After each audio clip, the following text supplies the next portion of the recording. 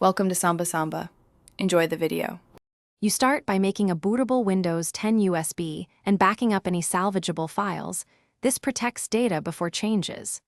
Once done, shut the Dell, plug the USB, press F12 to open the boot menu, and pick the USB device. Make sure to enter Troubleshoot right arrow advanced options when the installer appears. This gets you to startup repair and command prompt. Don't waste time on generic checks. Boot straight to the recovery environment so you can run focused repair tools now. Once you're in advanced options, try startup repair.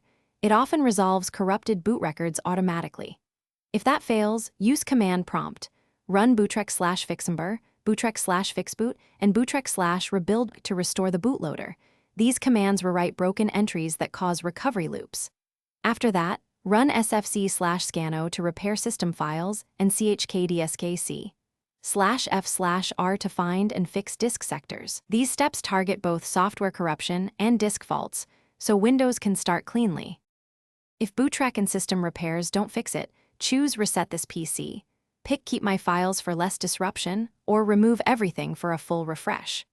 When reset is not possible, perform a clean install from your USB and then reinstall Dell drivers and Windows updates. Finally, if the recovery loop continues, run hardware checks. Test RAM with memtest and the SSD with manufacturer tools, and update the Dell BIOS. These hardware or firmware issues often masquerade as software errors.